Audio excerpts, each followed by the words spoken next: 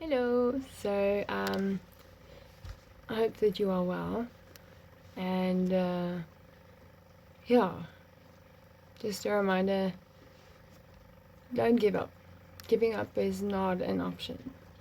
How far you've come, and you here now, that matters, and you gotta just keep moving, keep going forward, and find ways to do that that is non-destructive, and that is like obviously meaningful.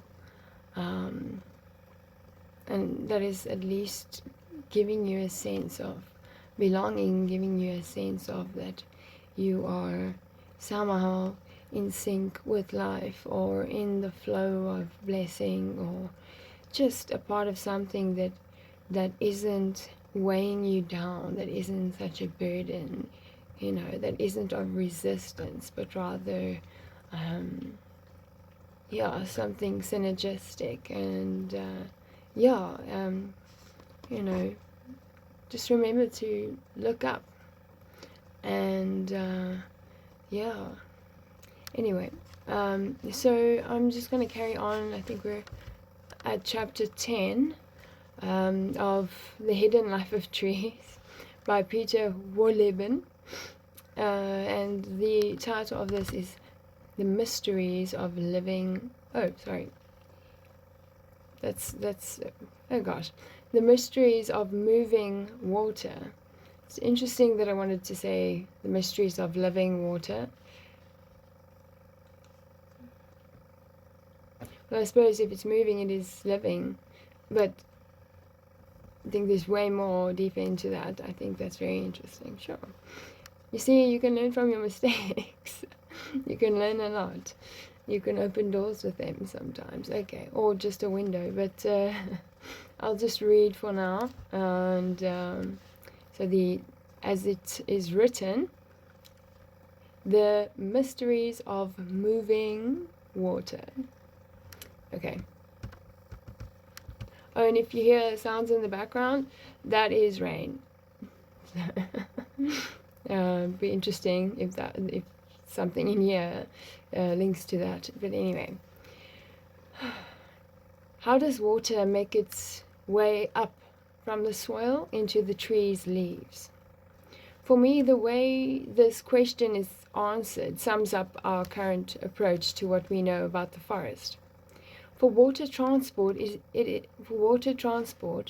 is a relatively simple phenomenon to research, simpler at any rate than investigating whether trees feel pain or how they communicate with one another. And because it appears to be so uninteresting and obvious, university professors have been offering simplistic explanations for decades. This is one reason why I always have fun discussing this topic with students. Here are the accepted answers: capillary action and transpiration.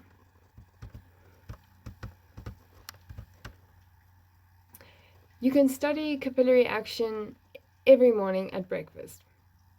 Capillary action is what makes the surface of your coffee stand a few fractions of an inch higher than the edge of your cup. Without this force, the surface of the liquid would be completely flat. The narrower the vessel, the higher the liquid can rise against gravity. And the vessels that transport water in deciduous trees are very narrow indeed. They measure barely 0.02 inches across. I'm sorry, across, yeah. Conifers restrict the diameter of their vessels even more, to 0.0008 inches. Wow. Narrow vessels, however, are not enough to explain how water reaches the crown of trees that are more than 300 feet tall. In even the narrowest of vessels, there is only enough force to account for a rise of 3 feet at most. But we have another candidate: transpiration. In the warmer part of the year, leaves and needles transpire by steadily breathing out water vapor. In the case of a mature beech, the tree exhales hundreds of gallons of water a day. This exhalation causes suction, which pulls a constant supply of water up through the transportation pathways in the tree. Suction works as long as the columns of water are continuous. Bonding forces cause the water molecules to adhere to each other, and because they are strung together like links in a chain, as soon as space becomes available in the leaf thanks to transpiration, the bonded molecules pull each other a little higher up the trunk. And because even this is not enough, osmosis also comes into play. When the concentration of sugar in one cell is higher than in a neighboring cell, water flows through the cell walls into the more sugary solution until both cells contain the same percentage of water. Hope you're keeping up with me. Okay, let's carry on. And when that happens from cell to cell into the crown, water makes its way up to the top of the tree. Fascinating.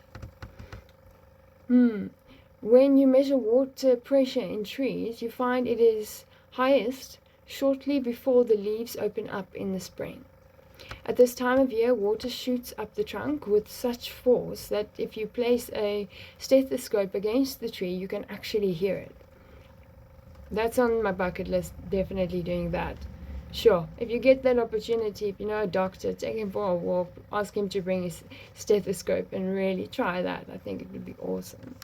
Anyway, in the northern eastern US and Canada, people make use of this phenomenon to harvest syrup from sugar maples, which are often tapped just as the snow is melting. Snow melting. That reminds me of entropy for some reason. I wonder why. Okay. This is the only time of year when the coveted sap can be harvested. This early in the year, there are no leaves on deciduous trees, which means there can be no transpiration.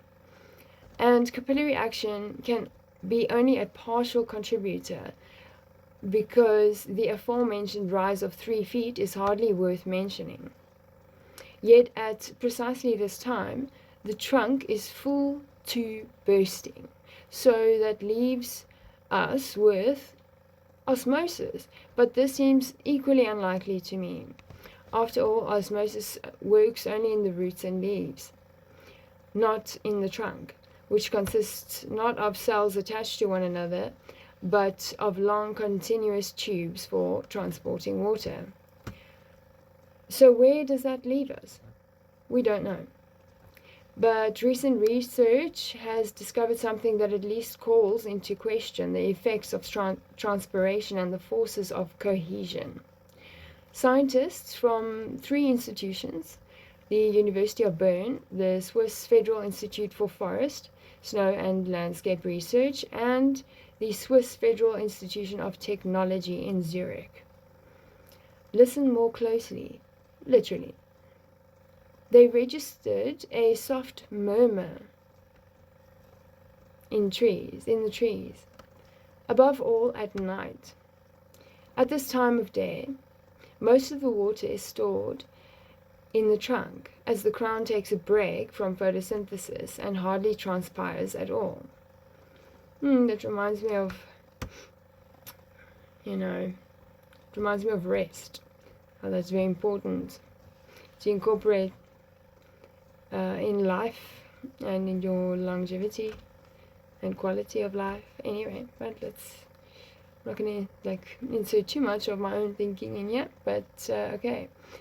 As the crown takes a break from photosynthesis and hardly transpires at all. The trees pump themselves so full of water, their trunks sometimes increase in diameter. The water is held almost completely immobile in the inner transportation. All of these terms. Completely immobile in the inner transportation tubes. Nothing flows. So where are the noises coming from? The researchers think that they are coming from tiny bubbles of carbon dioxide in the narrow water-filled tubes. Bubbles in the pipes? That means the supposedly continuous column of water is interrupted thousands of times. And if that is the case, transpiration, cohesion, and capillary action contribute very little to water transport. So many questions remain unanswered. Perhaps we are poorer for having lost a possible explanation, or richer for having gained a mystery. But aren't both possibilities equally intriguing? I think so. I think so. And I think that was a very short chapter as well. Okay, I think perhaps I'll carry on with chapter 11. Bear with me.